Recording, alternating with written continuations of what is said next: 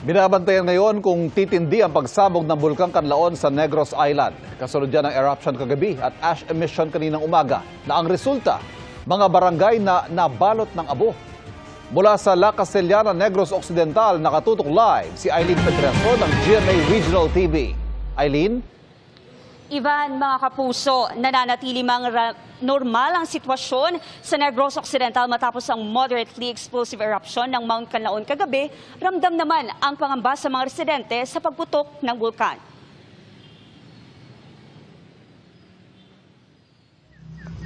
Oh my God.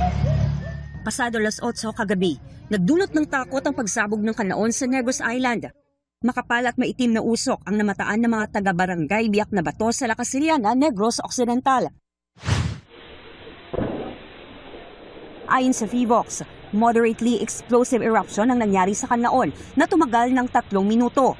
Umabot ng 2 kilometro ang taas ng plume o abo ng bulkan na tanaw rin sa Canlaon City, Negros Oriental.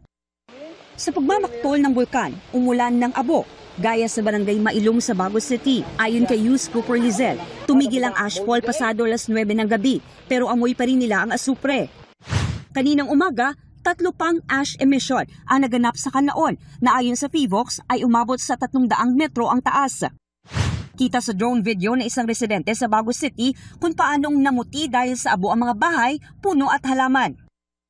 Ay naglupok dason kita sige man ang pangilat, batian lang namon niya do iyagit sing bulkan na kuan sa nag-anong supre. Naglantaw namon nag-grab ang kuan mo ang bulkan. Kay mga around alas 11 siguro nagulan. Tiyan mo to daw na wash out sa. Wala mga mega plano evacuate kay ginapanlagan pamanamo ko no gid matabo. Ay tabi namon grabe gibila pero amo man lang to. Do kadali lang. Sa tala ng PHIVOX at Office of Civil Defense sa Negros Island Region, apektado ng ashfall ang nasa 15 barangay sa Negros Occidental, gaya sa Bago City, San Carlos City at La Carlota City at mga bayan ng La Castellana at Pontevedra. Nananatili sa alert level 2 ang bulkan. Pero kung mag-aalboroto pa rin ang bulkan, posibleng itaas ito sa alert level 3. May na-observe kita nga pyroclastic density current nga may kalabaon nga approximately 1 kilometers. Ang si Canlaon ma'am na nasa alert level 2 so nasa moderately active si Canlaon subong so possible din ma'am nga ma-raise ini sa from alert level 2 to alert level 3. So ang aton natin ginabantayan ma'am no ang aton mga monitoring parameters. Mahigpit po nating pinaalalahanan ang mga residente na huwag pumasok sa loob ng 4 km permanent danger zone dahil maaaring magkaroon ng bigla ang pagsabog. So sa mga apektadong lugar, magsuot po silang face mask. Ang Civil Aviation Authority of the Philippines o CAAP, pinaiiwas ang mga aircraft sa paglipad malapit sa bulkan. Ang mga LGU, naghahanda kahit wala pang utos ng forced evacuation. Naganda ng DSWD-NIR na mahigit 70,000 family food packs para sa mga pamilyang maapektuhan. Sa ngayon, nagsasagawa na ng warehouse monitoring ang DSWD Negros Island Region sa layuning madagdagan pa ang preposition goods na siyang ipamimigay sa mga maapektuhang residente sakaling lumala ang sitwasyon ng Mount Canlaon. Balik sa inyo dyan, Ivan. Maraming salamat, Eileen Pedreso ng GMA Regional TV. Interes ng Pilipinas sa ekonomiya, seguridad at soberanya. Ilan po yan sa isusulong ni Pangulong Bongbong Marcos sa pagdalo niya sa 47th ASEAN Summit sa Malaysia. At mula sa Kuala Lumpur, Malaysia, nakatutok live si Mariz Umali. Mariz? Pia, salamat Potong. Pagbati yan dito sa Malaysia, paghapon na at malapit na maggabi. Kanina nga alas 2:50 ng hapon nang dumating dito sa Kuala Lumpur, Malaysia si Pangulong Bongbong Marcos kasama si First Lady Liza Araneta Marcos at ilang mga miyembro ng gabinete para sa gaganaping ika-47 ASEAN Summit at related summits na magsisimula na bukas. Puno ang schedule ng Pangulo para sa 3 araw na ASEAN Summit and related summits. Inaasahang makikipagpulong ang Pangulo sa mga lider ng iba't ibang ASEAN member states, dialogue partners at mga kinatawa ng international organizations. Nakaangkla ang summit sa temang inclusivity and sustainability. Inaasahan lalagdarin ng Pangulo sa deklarasyon para sa opisyal na pagpasok ng Timor-Leste bilang ika-11 miyembro ng ASEAN. Dadalo rin siya sa pagpirma sa Second Protocol para maamyendahan ang ASEAN Trade and Goods Agreement o ATIGA at ang ASEAN-China Free Trade Area 3.0 upgrade. Dito isusulong ng Pilipinas ang mga interes nito sa ASEAN lalo sa ekonomiya, pati ang seguridad sa dagat at sovereignty rights sa gitna ng patinding mga insidente ng panghaharas ng China sa West Philippine Sea.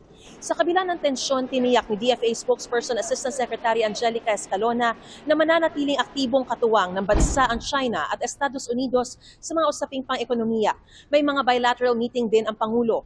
Dadalo rin sa summit ang mga leader ng Japan, India, Republic of Korea, China, New Zealand, Australia, pati si US President Donald Trump na inaasahan darating bukas. Sasaksihan ni Trump ang paglagda bukas ng Thailand at Cambodia ng mas malawakang ceasefire deal kaugnay ng border conflict noong July kung saan 300,000 ang nasawi. Ito lang ang dadaluhan ni Thai Prime Minister Anutin Charnvirakul sa summit kasunod ng pagkamatay ni Queen Mother Sirikit ng Thailand. Inaasahan tatalakayin din dito ang iba pang global issues gaya ng sitwasyon sa Myanmar at iba pang geopolitical at geoeconomic challenges na nakaaapekto sa rehiyon. Sa huling araw ng summit, magkakaroon ng ASEAN Chairship Turnover Ceremony mula Malaysia patungo sa Pilipinas. Ayon sa DFA, gagamitin ng Pilipinas ang pagkakataong ito para patatagin ang ugnayan ng mga miyembrong estado at palakasin pa ang kooperasyong pangkomunidad sa rehiyon. Pia, alas 9:05 ng umaga bukas, sinasa magdaratingan yung mga ASEAN leader sa park entrance nitong Kuala Lumpur Convention Center kung saan naroroon tayo ngayon para sa formal na pagbubukas ng 37th ASEAN Summit at related summits. At yan ang pinakasariang balita mula rito sa Kuala Lumpur, Malaysia. Balik sa iyo, Pia. Maraming salamat, Marizo Mali. Isang linggo bago ang undas, tuloy-tuloy ang pagdalaw at paglilinis sa mga puntod sa mga sementeryo. Gaya sa dalawang pangunahing libingan ng Maynila, na milyon-milyon ang posibleng dadalaw. At nakatutok si Marisol Abduraman. Tila nag-reunion ang pamilya ni Cecil sa puntod ng kanilang yumao sa Manila North Cemetery. Inagahan na raw nila ang pagdalaw para di sumabay sa maraming tao sa susunod na linggo. Masyado na maraming tao. Kasi kami, pag pumunta kami, marami. Mahihirapan naman kami. Saka, ang hirap din magparada dito. Inaasahang aabot sa 2 milyon ang bibisita sa Manila North Cemetery ngayong undas. Ngayon po, madami na po. Pwede po tayong dumalaw hanggang October 28 po. Na ipapasok po yung sakyan nila. Pati po yung paglilinis po nila hanggang 27 lang po. Maayos at tahimik naman ang sitwasyon sa Manila South Cemetery. May mga maaga na rin nagpunta para hindi sumabay sa dagsa ng tao. Dahil magulo na next week. Traffic pa. Bakit niyo po ngayon naisip na maglinis po? Maganda po kasi yung panahon. Bago mag-alas 2 ng hapon ngayong araw, umabot na sa 7,000 ang bilang ng mga nagpupunta rito sa Manila South Cemetery. It's either naglilinis o dumadalo na sa puntod ng kanilang mga yumaong mahal sa buhay. Inaasahang aabot ang bilang sa mahigit 1 milyon sa araw na mismo ng undas. Meron na po bang mga reward incident? May mga na-compensate na po kayo? Actually, wala. Wala ngayon dahil marami tayong kasama mga barangay. Tsaka may mga pulis na nasa loob na paikot-ikot.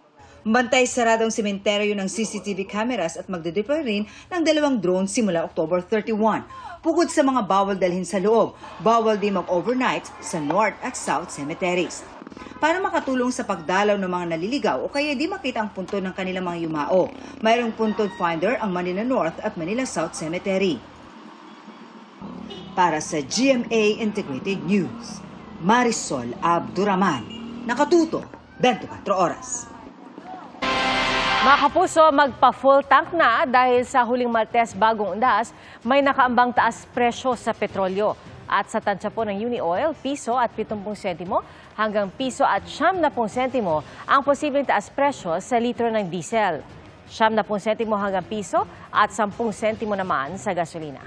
Sa Oil Industry Management Bureau, nakikitang may epekto sa presyuhan ang bagong sanksyon ng Amerika sa mga kumpanya ng langis sa Russia dahil sa gera sa Ukraine. At ang pagbaba ng inventaryo ng crudo sa Amerika dahil sa tumaas na demand ng mga refinery.